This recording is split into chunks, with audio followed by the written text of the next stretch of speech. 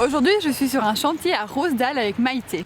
Bonjour, ça fait 12 ans que je travaille en toiture, je suis aussi deviseuse. Je vais vous montrer un peu le chantier d'aujourd'hui.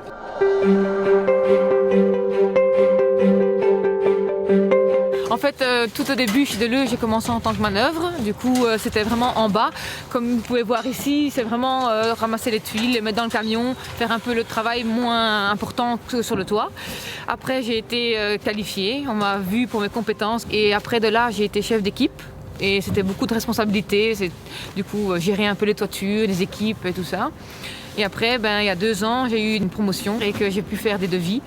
Et ça consiste un petit peu à aller chez les clients, vendre un petit peu les toitures que les ouvriers doivent faire. Et c'est vraiment un bon lien qu'on crée. Et du coup, c'est vraiment l'échelle le plus haut qu'on peut aller, c'est là en fait. Oui.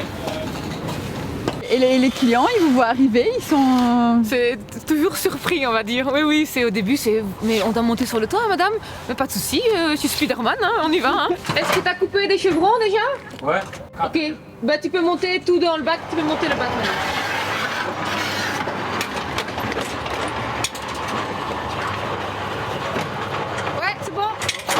Merci.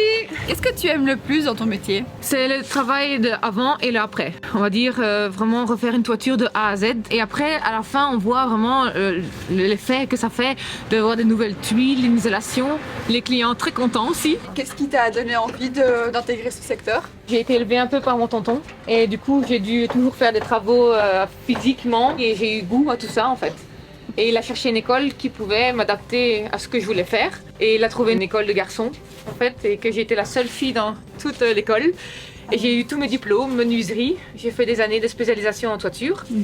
Et après, j'ai dû faire des stages. Et c'est les stages qui m'ont permis d'avancer plus loin. Et est-ce que pendant ta formation, tu as dû plus prouver des choses?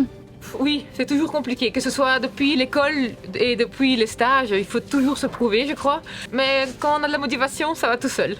Alors, il y a de plus en plus de femmes dans la construction. Oui. Et qu'est-ce que tu dirais, toi, aux jeunes filles aussi, qui peut-être hésitent à se lancer dans la construction, qui n'ont pas du tout l'idée de se lancer? Qu'est-ce que tu leur dirais? Mais de pas hésiter du tout. Maintenant, en 2023, il y a plein de possibilités pour s'adapter, que ce soit garçon ou fille, qu'il faut vraiment faire quelque chose qu'on aime et que dans le bâtiment, c'est pas macho ou quelque chose qu'on est sale. C'est vraiment, il y a plein de possibilités à faire et travailler avec ses mains, c'est le plus beau métier, je trouve, au monde. Merci beaucoup. Avec plaisir, au revoir. Et ben voilà, on sait maintenant en quoi consiste le métier de couvreuse. Et toi, quand est-ce que tu commences dans la construction?